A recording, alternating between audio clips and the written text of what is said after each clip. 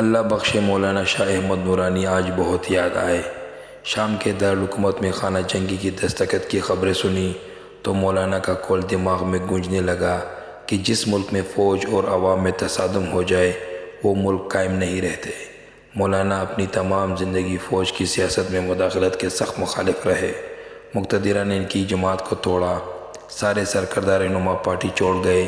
مولانا نے کبھی کسی غیر منتخب حکومت میں شامل ہوئے، نہ کبھی کوئی سرکاری عہدہ لیا۔ جنرل ضیاء الحق کے نام نہاد امریکی جہاد کے خلاف ڈٹ کر کھڑے رہے۔ ایم کی فسانیت کا بھی مشکل ترین دور میں مقابلہ کیا، نہ ایجنسیوں سے کبھی پیسے لیے، نہ کبھی زندگی بھر بکے، اصولوں کی سیاست کی اور بغیر کرپشن کے کسی الزام کے دنیا سے باعزت رخصت ہوئے۔ مولانا کہا کرتے تھے، لیبیا، عراق اور شام میں خانہ جنگی ہوئی، عوام اور فوج آمنے سامنے آ گئے تو کچھ باقی نہیں رہے گا۔ ہم اپنی آنکھوں سے یہ ہوتا ہوا دیکھ رہے ہیں۔ ان سب اسلامی ممالک میں آمریت تھی، فوج کی مدد سے حکومت چلائی جا رہی تھی۔ لبنان، غزہ اور اب شام کے واقعات کے بعد وطن عزیز کی سلامتی کے بارے میں تفرقات پیدا ہونے لازمی ہے۔ اگر لیبیا، عراق اور شام کا قصور اسلامی ملک ہونا ہے تو وہ تو پاکستان بھی ہے۔ اگر ان کا قصور امریکہ اور اسرائیل مخالف ہونا ہے وہ تو ہم بھی ہیں۔ اگر ان کا قصور مغربی دنیا کے خلاف شدت پسندی کا رجحان ہے تو وہ ہم میں سے بھی ہے۔ اگر لیبیا پر ایک مسافر برادر تیاری کا تباہی کا الزام تھا تو ہم پر بھی بلا واسطہ ہی صحیح 9/11 کے حوالے سے شکوک و شبہات ہیں۔ اگر شام اور صدام کے عراق پر فلسطینیوں، حزب اللہ اور حماس کی مدد کا الزام لگایا جاتا ہے تو ان سے ہمدردی تو ہم بھی پوری رکھتے ہیں۔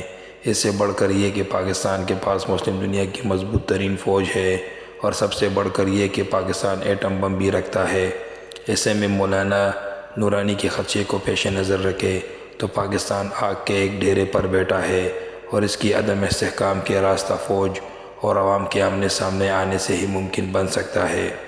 مسلم دنیا میں زوال پذیر ہدف ممالک کے پاکستان سے مشترکات کا ذکر تو ہوا، اب ہمارے حق میں کیا ہے اس کا ذکر بھی ہو جائے۔ پاکستان کی فوج لیبیا، شام یا عراق کی طرح غیر منظم نہیں بلکہ ڈسپلنڈ ہے۔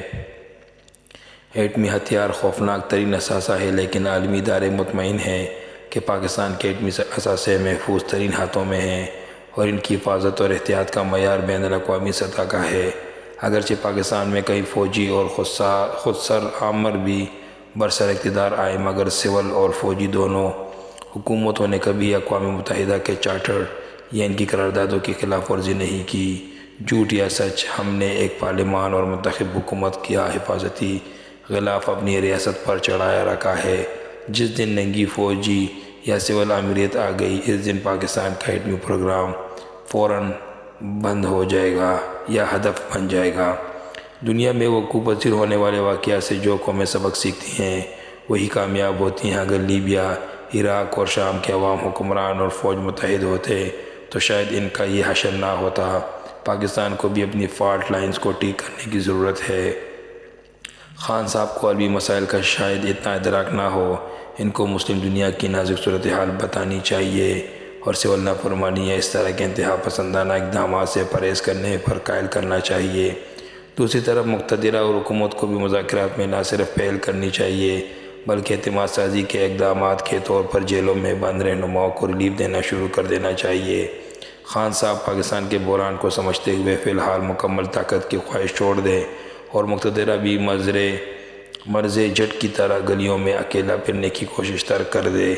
مصالحت، مفاہمت، لچک، ایک دوسرے کو تسلیم کرنے اور عزت دینے سے دنیا کے مشکل ترین مسائل حل ہو گئے ہیں۔ یہاں تو اقتدار اور طاقت کا چھوٹا سا مسئلہ ہے جو لچک دکھانے سے فوراً حل ہو سکتا ہے۔ غزہ، لبنان، عراق اور شام میں پیش آنے والے واقعات پاکستان کے لیے ایک وارننگ ہے۔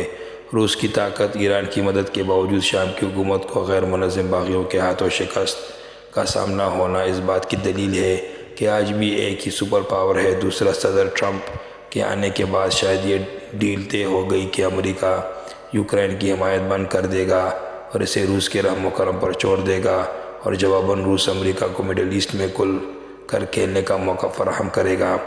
پاکستان کو اپنے تحفظ اور بچاؤ کے لیے جہاں مین سٹریم سیاسی جماعتوں کے ساتھ مذاکرات کرنے چاہیے، وہاں بلوچستان کے مسئلے پر بڑھتے ہوئے نقصانات اور خیبر پختونخوا میں جوانوں کے آئے روز شہادتوں کو دیکھتے ہوئے ان اہم ترین ایشوز پر سیاسی، عسکری اور عوامی مشاورت کر کے کسی حل تک پہنچنا چاہیے۔ گور چنانچہ اور بہت ہو چکے، وقت نازک ہے، معاملہ سنگین اور خطرے ہے، اس لیے ایمرجنسی اقدامات کیے جانے چاہیے۔ آخر میں عرض ہے کہ فوج کا سیاست سے نہ تعلق ہونا چاہیے، نہ اسے آئین کے تحت سیاست میں مداخلت کرنی چاہیے، مگر عوام کو فوج کے سامنے کھڑا کرنے سے، جیسے مولانا نورانی نے تنبیہاً منع کیا تھا، اس پر آج بھی عمل کرنے کی ضرورت ہے۔ فوج جمہوریت کو بگاڑتی رہی ہے، لیکن فوج کے بغیر جمہوریت قائم نہیں رہ سکتی۔ جب فوج کے بغیر ریاست نہیں ہوتی تو جمہوریت کیسے ہو سکتی ہے؟ امن و امان نہ ہو تو جمہوریت قائم ہی نہیں ہو سکتی۔ انتشار تو جمہوریت کا دشمن ہے۔ انتشار کو ختم کرنے اور امن و امان بحال کرنے کے لیے فوج لازم ہے، مگر آئینی حدود کے اندر۔